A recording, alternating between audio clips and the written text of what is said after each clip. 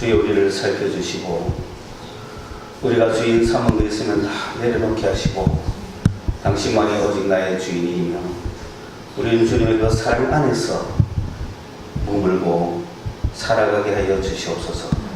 말씀을 통하여 은혜를 주시옵소서. 하나님을 아는 빛을 우리에게 비춰 주시옵소서. 예수님의 이름으로 기도드리옵나이다. 할렐루야. 목적이 이끄는 삶이라고 하는 이 워렌 목사님, 미국의 세들백 교회에 담임을 하고 계시는 그 목사님이 지금부터 한 10여 년 전에 이 책을 내어서 전 세계가 아주 한번 센세이션이 일어났던 때가 있습니다. 우리 성도들 가정에 가보면 그 책이 없는 가정이 없어요. 거의 다 꽂혀 있어요. 근데 아는지는 모르겠어요. 그런데 저도 그 책을 뭐 다 정독을 하거나 그렇게 그것이 말하고자 하는 것이 무엇인지를 다 파악은 못했지만 대충 기억하기는 목적이 뭔지 좀 모르겠더라고요. 목적이 이끄는 삶이라는 책을 읽었는데 목적이 뭔지를 잘 불분명해요. 내가 잘못 읽었겠죠.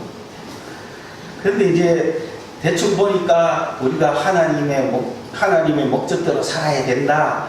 그 하나님의 목적이 이제 뭔가 참 아주 설득이 있게 우리에게 제시하면서 정말 우리가 하나님이 우리를 지으신 목적대로 우리가 살자 얼마나 좋아요. 근데 그 목적이 뭔가 싶어서 이렇게 관심을 가지고 들여다봤는데 뭐 예배, 선교, 교육 좀 그런 막 이렇게 분야가 나와서 그래서 약간은 제 입장에서는 제가 기대했던 그런 어떤 목적이 정확하게 보이지가 않았어요. 자, 인생도 목표를 가지고 있죠. 근데 인생의 목표는 각기 다릅니다. 목표가 있는 삶과 목표가 없는 삶은 차이가 너무 많습니다. 인생의 가치가 달라지죠. 어려서부터 저는 목사님들 중에서도 나는 벌써 초등학교 1학년 때 목사가 되기로 결심했다 하는 사람도 있고 또 어떤 사람은 초등학교, 중학교 때 내가 무엇이 되겠다라고 하는 목표를 세웁니다. 그 목표를 세운 사람은 그 목표를 위하여 열심히 살아가고 그 목표를 이루기 위해서 자기의 인생을 가치 있게 움직이고 있습니다. 물론 그 결과가 어떻게 할지는 모르지만 그러나 그 목표를 갖고 있는 사람의 삶은 분명히 다르더라는 거죠. 반면에 저와 같이 목적이 없이 살아가는 사람은 하루하루가 그냥 재미가 없는 거야. 그냥 남는 건 시간밖에 없어. 그냥 놀러 다니는 거냐. 인생 뭐 별거 있나. 그래 어떤 사람은 목표를 가지고 딱 가는 사람은 부럽기도 하죠. 나는 왜 목표가 없을까? 우리 학생들, 전부터도 그랬지만 우리 아이들 고민이 뭔지 합니까? 학교에서 장래 희망을 적으려면 그게 제일 큰 고민이에요. 뭐 있어야 쓸지. 아마 그 학생 클래스 중에서 장래 희망을 딱 적는 사람, 소신을 가지고 듣는 사람은 몇 명 없어요. 전부 장래 희망은 뭐로 적지 고민을 하는 거예요. 그만큼 우리는 목표 없는 삶을 살아가고 있는 사람도 거의 태반 이상입니다. 오히려 목적을 갖고 목표를 가지고 살아가는 사람이 극소수죠. 분명한 것은 그런 목표가 있는 사람과 없는 사람은 인생의 가치면에서 차이가 있지만 그러나 궁극적인 허물은 동일하다. 동의하십니까? 내가 목표를 세워가지고 뭘 했다 할지라도 그래가 뭐 멋있게 살았다. 그런데 한 사람은 목표도 없어. 이리 끌리고 저리 끌리고 그냥 뭐 남는 거 시간밖에 없고 신고 나오려고 나가고 뭐 놀고 뭐 그냥 살아와가지고 지금 뭐 엄청난 차이를 보이고 있는 인생의 삶을 가지고 있다 하더라도 궁극적인 허무는 그게 우리의 희망인 거야. 세상이 얼마나 공평한지 몰라요. 그렇게 목표를 가지고 멋지게 사는 사람이나 그냥 아무 목표 없이 그냥 사는 사람이나 끝이 똑같으니까 얼마나 공평해요. 끝이 다르다 하면 우리 정말 큰일 났어요. 끝이 다르다면 우리 정말 큰일 났다 아닙니까? 이거 가지고 몇 사람이 살아남거든. 힘든 거예요. 그런데 이게 살았거나 저래 살았거나 끝은 동일하다. 할렐루야. 그게 그리스도인의 희망 겁니까? 그리스도인은 이 땅에서 뭘 막 취하면서 살아라, 막 멋있게 살아라, 힘있게 살아라, 그런 훈련을 못 받지 않습니까? 솔직히. 이거는 그냥 정사로 인정을 잘 못 받기 때문에 야사로 만들기 위해서 그냥 소설로 쓴 거지만은 가야제국 있지 않습니까? 그 가야제국 이전에 우리나라는 이 대한이잖아요. 대한이라는 것은 마한, 진한, 변한 이 3한을 다 합치면 대한이 되는 거예요. 아주 큰 한인 거죠. 그래서 우리는 한민족이란 말이에요.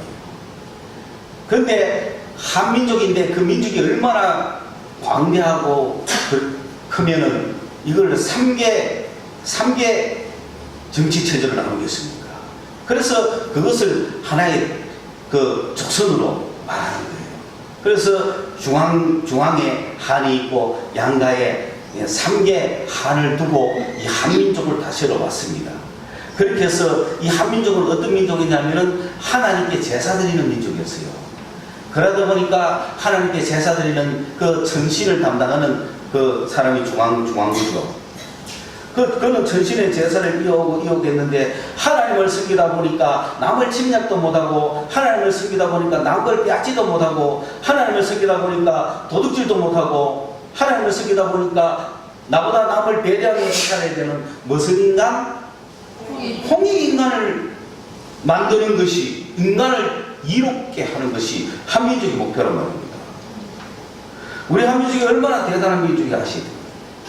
그런데 이제 우리 한민족이 그렇게 다스려오다가 주변 민족들이 커나가고 하니까 이 민족들은 하나님을 섬기지 않습니다. 그렇기 때문에 그저 눈앞에 보이는 대로 침략하고 전쟁하고 목표를 가지고 저 나라를 빼앗아야겠다고 해서 막 군대를 만들고 막 침략에 들어올 거 아니에요.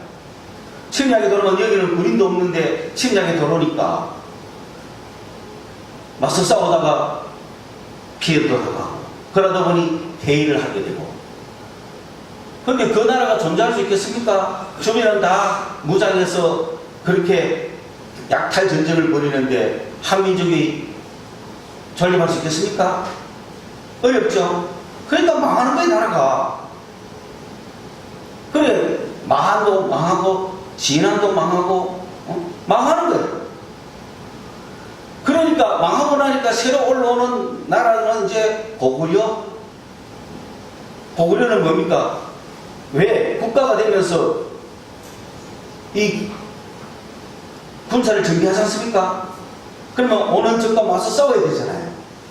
그러니까 이들은 한민족의 철학을 가지고 되겠어요? 안 되겠죠? 그 하나님을 버리는 사상을 버려버리고 불교를 나라의 정신으로, 불교를 나라의 종교로 갖거든요. 왜? 불교는 호국불교거든요. 나라를 지키라는 거. 그러니 불교가 매력있습니까?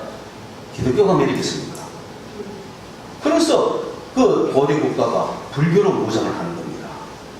불교로 무장하니까 그 하나님을 지키면서 그래도 우리가 힘을 합쳐서 평화의 홍익인간 나라를 만들어보자 했던 그 정통은 겨우 소수로 남아가 강화도 만인산에서조차도 제사를 못하고 결국 가야로 내려오죠.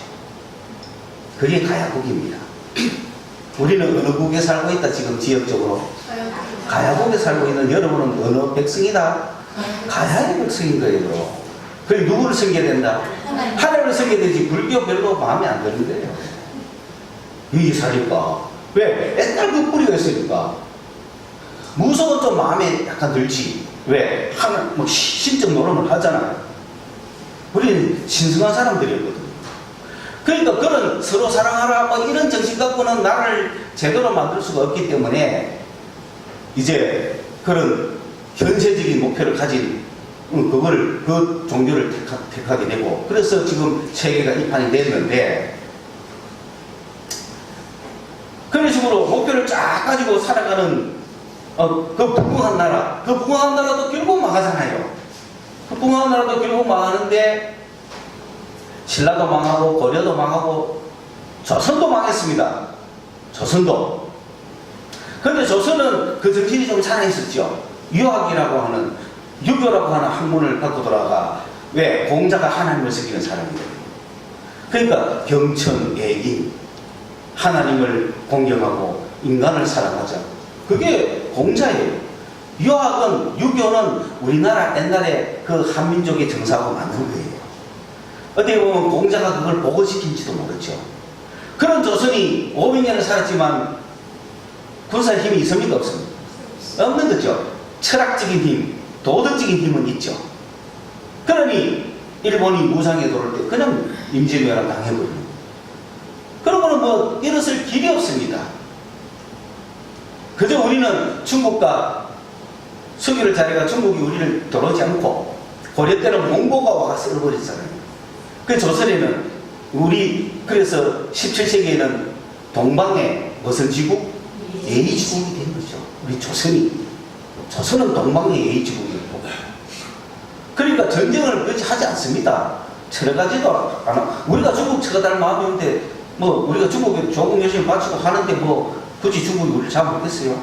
그런데 엉뚱하게 일본이 쳐들어오는 바람에 완전 뒤집어져 버린 거죠. 자, 지금 내가 무슨 얘기를 하다가 이제 왔냐. 하여간 인생의 목표가 기독교는 멋있게 살아라 고 말합니까? 솔직히 안 하죠. 예수 믿고 바보 됐죠. 그래 안 그래요? 저는 그렇게 생각합니다. 여러분이 예수만 안 믿었으면 여기 앉아 계신 분들이 아니야. 여러분이 예수만 안 믿었으면 벌써 내가 뭐 한탄 하신 분들이야. 저는 그래 봐요. 근데 예수 믿고 다 바보가 된 거예요. 맞죠? 솔직히 안 그래요? 저는 그래. 왜? 여러분은 야망도 크고 야심도 컸던 사람들이야. 비록 가진 건 없지만 세상 한 뒤집어 오겠다고 다 나왔는데 그만 예수를 믿는 바람에 다 포기하고 이렇게 이건 예수 안에서 왜? 내가 뭐 큰 세상에서 힘을 갖고 있다가 예수 믿어가 이 힘을 포기하고 이 바보 됐으면 그래도 자부심은 있잖아요. 그렇죠? 내가 예수 안에서 다시 한번 해보리라 뭔가 있잖아요. 근데 세상에서 이거 가져보기도 전에 이걸 가지려고 막 이걸 그리는 야망을 가지고 왔는데 이거 가지기도 전에 예수를 만나버린 거야. 그리고 예수를 만나가지고 예수와 함께 이 야망을 펼치려고 예수가 이 야망을 펼치는데 도와줄 거라고 믿고 깊은 은혜를 받았는데 웬걸 예수 믿고 나니 이게 안 되는 거죠. 이것도 아니고 저것도 아니고 그냥 그저 흘리는 대로 지금 여기 와 있는 분이 현재 여러분들이다. 자, 그러나 제가 이야기하고 싶은 건 뭡니까? 그래, 예수 버리고 착하신 분이나 또 세상에서 힘이 있었지만 예수 믿고 포기하신 분이나 세상에서 한번 성공해 보려고 하다가 예수 믿는 바람에 성공 못하고 주저하시는 여러분이나 궁극적인 의무는 다 똑같아. 할렐루야. 똑같은 걸 믿으시기 바랍니다. 똑같아요. 그렇잖아, 그죠? 뭐 친구들 뭐 대기업 취업된 사람이나 니나 똑같아. 너는 아무 더 큰 게 기다리고 있지만 물론 지금 졸업한 지 며칠 안 됐거든. 백수의 세계로 들어온 거지. 제 2월달에 졸업한 우리 저 뒤에 쪽은 벌써 6개월 선배잖아. 백수 6개월 선배잖아. 근데 사실은 어느 나이에 대기업에 나 입사했습니다. 근데 성공될 것 같습니까? 솔직히 한번 얘기해보세요. 부모들 마음은 그게 최고 성공이고 자식들에 대해서 마음이 놓이는 상황인지 모르지만 저는 절대 그리 보이지 않는다고요. 오히려 여러분이 행복한 거예요. 그걸 믿으셔야 됩니다. 아멘 하셔야 되는 거야. 무조건 믿어야 돼. 상관없어. 왜? 이게 옳은 거는 반드시 들어요. 왜? 다른 건 다 몰라도 궁극적인 의무는 똑같지 않습니까? 궁극적인 의무는 똑같지 않습니까?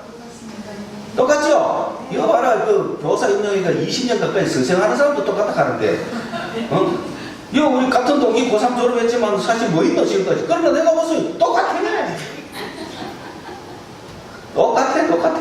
할렐루야. 궁극적인 흐름은 똑같은 거예요. 인생의 목표는. 오케이? 여러분이 빨리 아멘해야 그 다음 단계로 넘어가지. 그리스도적인 가치가 없다면 인생의 가치는 그겁니다. 죽음이라고 하는 동일 운명이 있는 겁니다. 그렇다면 그리스도인의 목표는 무엇입니까?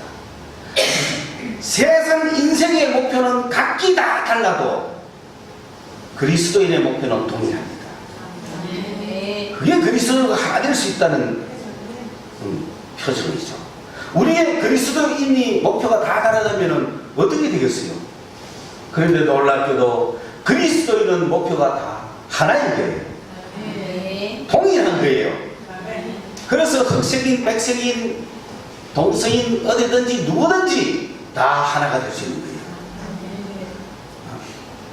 진보도, 보수도, 중도도, 공산주의, 자유주의, 사회주의, 민주주의, 온갖 인생에 각기 다른 사상과 민족과 문화라고 하더라도 그리스도 안에서 하나가 다 되는 거예요.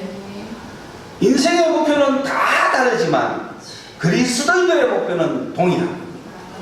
딱 하나라는 겁니다. 그러므로 예배도 선교도 교육도 친교도 하나의 수단일 뿐이지 목표는 아닙니다. 그렇게 착각하시면 안 됩니다. 내가 예배 잘 드리니까 예수 그리스도의 목표를, 그리스도인들의 목표를 이루어지지 착각하지 마십시오. 내가 지금 교회에서 교육을 받으니까 또는 선교하니까 예배하니까 친교하니까 내가 그리스도인의 목표를 이뤘다 착각하지 마십시오. 그게 목표는 아닙니다. 제가 그 책에서 전진하지 못하고 이게 목표를 그걸로 잡았다는 거죠. 그건 아니에요. 그거 가지고는 제목은 좋았지만 내용은 별로다. 교회에서 장로가 되고 집사가 되고 권사가 되고 목사가 되고 전도사가 되고 그런 모든 직분도 하나의 제도일 뿐이지 목표가 아니에요. 내가 교회 가서 장로 됐다고 목표를 이룬 거 절대로 아닙니다. 그리스도인의 목표가 그게 아니라는 겁니다. 그리스도인의 목표는 아버지와 하나 되는 겁니다. 할렐루야. 아버지와 하나 된다는 얘기는 아버지가 계시는 그곳에 내가 간다는 거죠. 아버지가 계시는 그 자리에 내가 앉는다는 거죠. 그것은 영광의 자리입니다. 거기에 누가 앉아 계실까요? 그렇죠. 아버지가 계신 곳에 누가 있어요? 아들이신 예수가 있잖아요. 할렐루야. 그 예수님이 이 땅에 오신 이유가 뭡니까? 우리를 그 아버지의 영광의 자리에 앉게 하려고 예수님이 있는 자리에 우리를 데리고 가려고 이 땅에 오신 거예요. 그게 목표예요.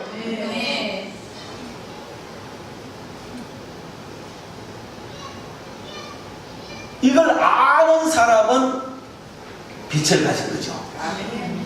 이게 뭔지 모르는 사람은 아직 빛이 뭔지 모르는 거예요. 하나님은 빛이시죠. 창세기 1장에서 뭐가 있어라? 빛이 있어라. 빛이 있으면 빛이 어디에 비칩니까? 어둠에 비쳐서 어둠을 몰아내고 빛의 세계를 만들죠. 하나님이 거기서 왜 빛을 만드셨겠어요? 어둠 가운데 있는 우리들에게 이 빛이 비추어서 그 빛의 세계로 들어오게 하려고, 하나님의 세계에 들어오게 하려고 만드신 거예요. 그런데 이 세상의 신들이 그 빛을 다 가두었어요. 영광의 빛이 비치지 못하게, 하나님을 아는 빛이 비치지 못하게 세상에 미혹하는 신들이, 이 세상의 신들이 싹 다 갈아가지고 지금 빛이 없는 게 아니라 빛은 있는데 가려워진 거죠. 가려워져가지고 한 사람도 그 빛을 알 수가 없습니다. 그런데 하나님께서는 모세에게 이 빛을 주었습니다. 모세의 어디에? 얼굴에. 모세의 얼굴에 이 광채를 주었어요. 율법을 주실 때, 말씀을 주실 때, 구약을 주실 때 그 빛을 주신 거예요. 모세의 얼굴에 빛이 있었죠. 그 구약이죠. 그런데 그 영광의 그 빛이 모세에게 나타났을 때 그게 앞으로 이 땅에서 보여줬지만 장차 그 나라에 그 아버지의 영광의 안전이 그렇게 되는 거예요. 그 영광을 바라보면서 그 영광의 목적을 이루기 위해서 모세에게 그 빛을 주셨다고요. 근데 모세 얼굴에 그 광채가 막 나니까 제약된 백성들이 그걸 볼 수 있어요, 없어요? 감히 그걸 볼 수가 없는 거예요. 왜? 죄인들이기 때문에. 그 광채에 감히 접근을 두려웠던 거죠. 그래서 제발 모세 보고 그 광채를 우리에게 비치게 하지 말아달라고. 사람들이 하나님의 광채, 하나님의 영광의 빛이 쫙 오니까 그 하나님 앞에 여러분 지금은 그냥 이렇게 담담한 이유가 신약이기 때문에 그래요. 예수님 믿었기 때문에 지금 이 말을 하는데도 아무도 떨지도 않네. 그치? 구약 사람은 벌 풀고 있어요. 지금 벌벌 하나님 앞에 벌벌 떨 수밖에 없어요. 어떻게 죄인이 죄인이 하나님 보면 죽어야 살아요? 죽어요. 그냥 죽음이라 하나님 보면.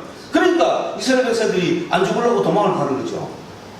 그래서 모세가 뭘 갈았어요? 수건을 가는 거예요.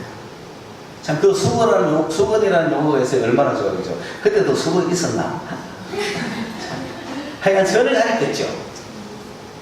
그러니까 뭐 이렇게 수건을 두 번도 아니고 수건을 가린 겁니다. 수건을 가려서 광채를 보지 못하게 했어요. 여기에 비유입니다. 우리가 구약 성서는 광채인데 하나님의 광채인데 뭐가 가려져 있어요? 수건이 가려져 있어서 광채를 보지 못합니다. 구약 성서에 나타나 있는 그 하나님의 영광의 광채를 우리가 보지 못하기 때문에 구약 성서를 암만 읽어도 그냥 육체적인 것밖에 안 되는 거죠. 예수 그리스도가 보이지 않습니다. 하나님의 영광이 보이지 않습니다. 은혜가 보이지 않습니다. 구원의 진리가 보이지 않습니다. 마음에 뭐가 가려졌어요? 수건이 가려져가 있는다는 구약 유대인들은 마음의 수건이 가려져서 지금 구약을 보고 있다. 그 이야기죠. 오늘까지도 구약을 읽을 때 수건이 가려져서 읽으면 그 안에는 아무것도 발견할 수가 없는 거예요. 근데 예수님이 오셔서 수건을 벗겨버린 거죠. 이제 수건이 벗겨지기 때문에 구약을 읽을 때 구약에서 빛나는 하나님의 광채들을 얼마든지 발견하는 거예요. 그래서 우리가 성서를 다보면 그 성서 안에서 하나님의 광채가 막 나오는 겁니다. 그 광채를 발견할 수가 있다는 거예요. 그래서 성경 공부가 중요한 거예요. 뭘 발견하기 때문에? 빛을 발견하기 때문에. 하나님의 광채를 발견하기 때문에. 그래서 그런 와중에 구약은 가려워져서 광채를 발견할 수 없잖아요. 그런 상태에서 이제 하나님과 영광의 광채를 같이 갖고 있던 그의 아들 예수 그리스도가 이 땅에 오신 거죠. 고요한 밤 그의 얼굴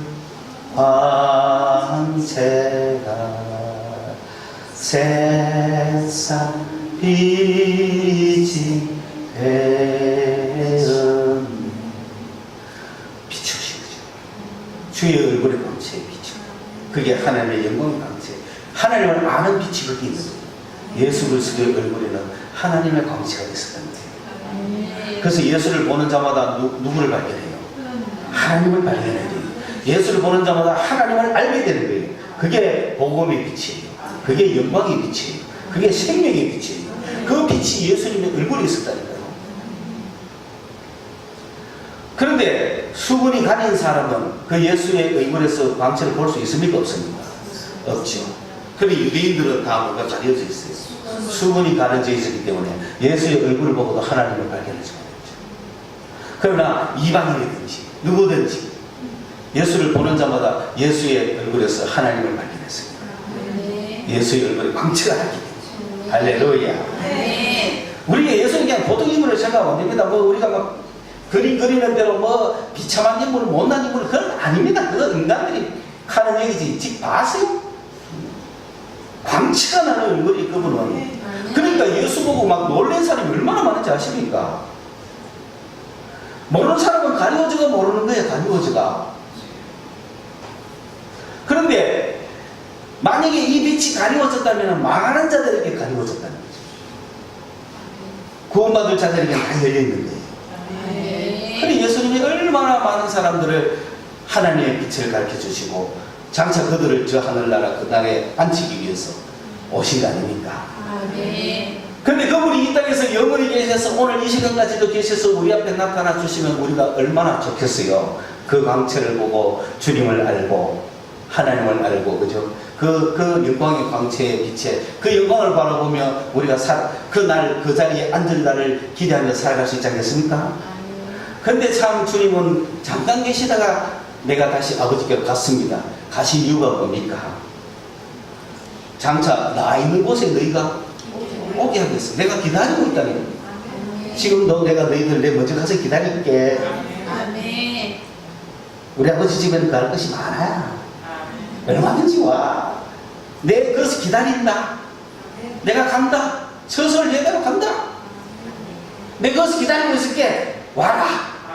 그러면서 그 하나님의 영광을 아는 빛을 12제자들에게 주는 거죠. 12제자들의 마음속에 주신 거예요.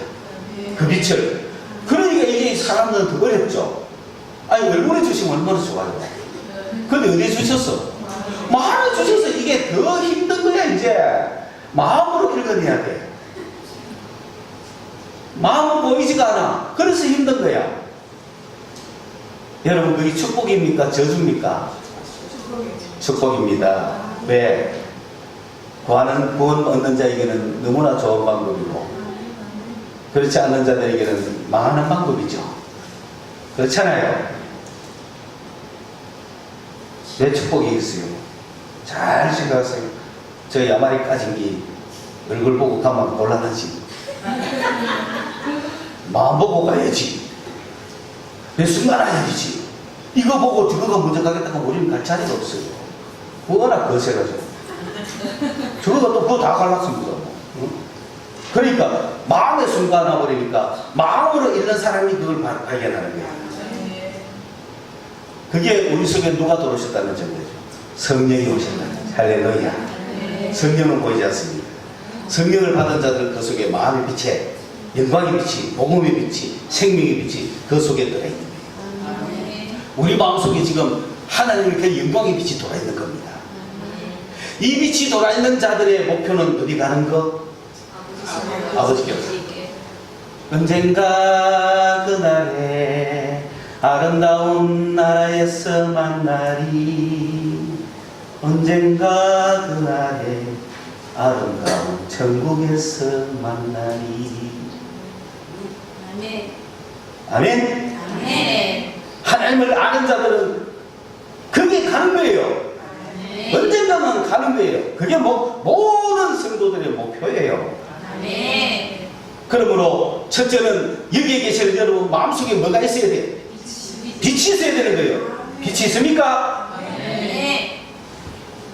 저는 교회 오는 사람, 교회 와가 들렁들렁 다니는 것이 아니라 그 사람 속에 이 빛이 있기를 그렇게 애쓰고 있는 거예요. 그게 성도들의 직분입니다.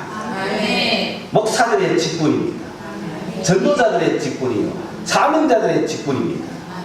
내 속에 있는 하나님을 아는 빛을 또 저 사람, 예수 믿는 저 사람에게 비춰줘가지고 그 사람 속에도 하나님을 아는 빛이 있으라는 거죠. 예수 그리스도의 얼굴에 있던 하나님을 아는 그 빛이 너희 마음속에 있느니라. 할렐루야. 그래서 저는 여러분의 얼굴을 보지 않습니다. 마음을 봅니다. 여러분의 마음속에 하나님 빛이 있나 없나 그걸 보는 겁니다. 주여 우리 교회 30명 중에 몇 명이 갈 수 있을까요? 3명은 확실합니다. 주님. 그 다음 4명 확실. 그렇게 저는 카운트해 갑니다.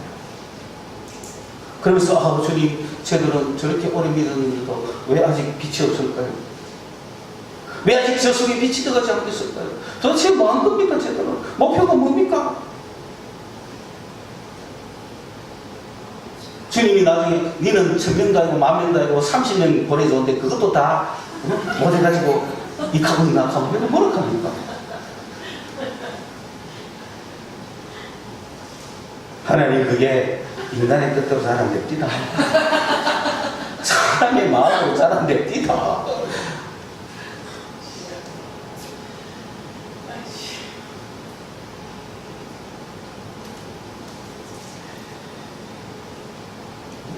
여러분 구약의 모세의 얼굴에 그거 없어질 겁니까? 영원한 겁니까?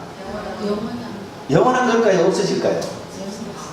모세의 얼굴에 나타났던 모세가 갖고 있던 급이 없어지는 거죠. 세상 끝나면 인생 끝나면 없어지는 빛이야. 그건 이 땅의 율법의 직분이고 의의 이 세상의 육체에 나타난 거야. 그러니까 이 세상 어느 종교보다 유대교는 가장 뛰어난 거죠. 하나님의 영광의 빛을 가졌으니까. 그러나 그것은 육체의 하나의 어떤 거지 영의 직분은 아닙니다. 이 땅 살면서 했던 직분이죠. 그 제사대로 들어가면 영광의 빛이 나타났을까요? 안 나타났을까요? 이스라엘 백성들이 제사 드릴 때 그 하나님이 임재를 할까요? 안 할까요?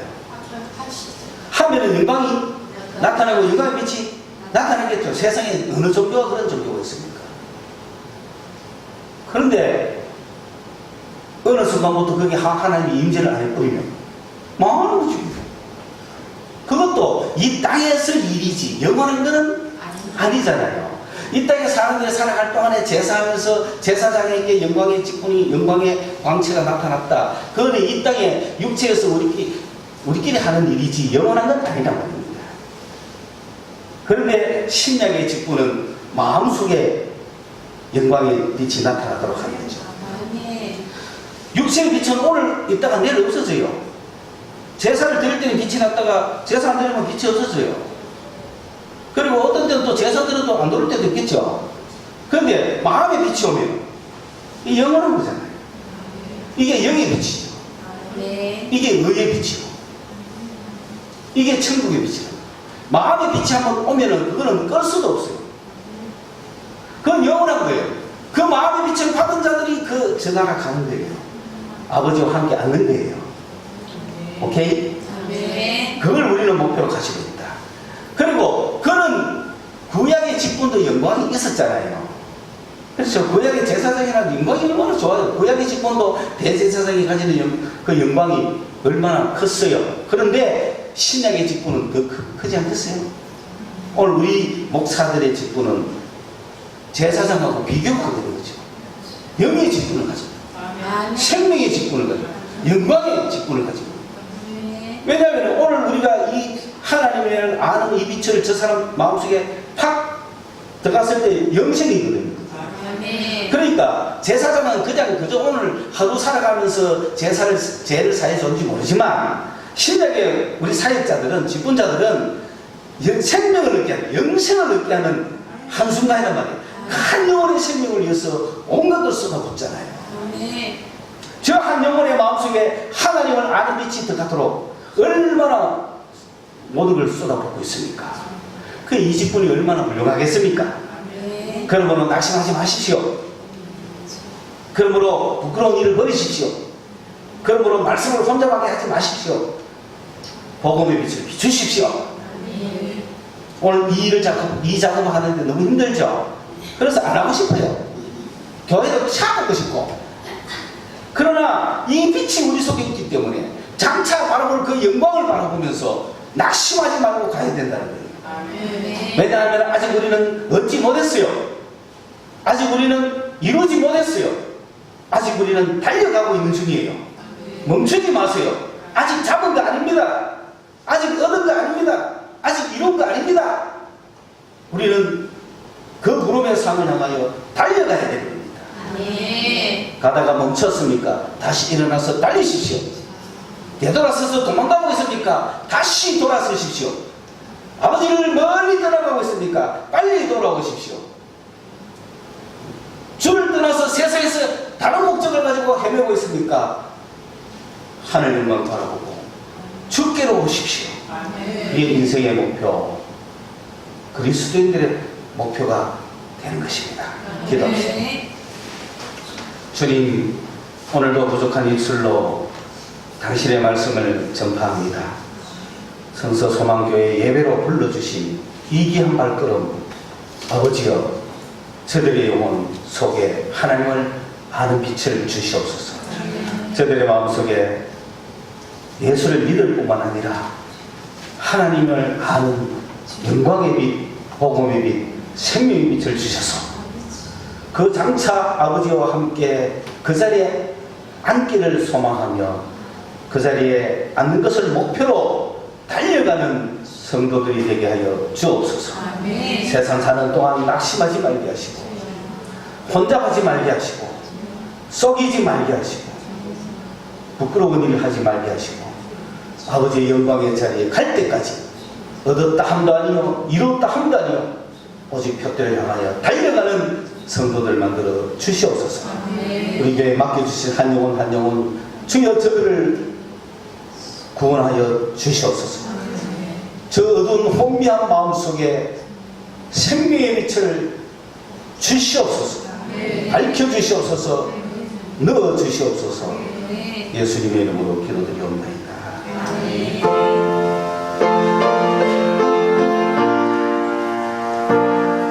365장 찬송합니다.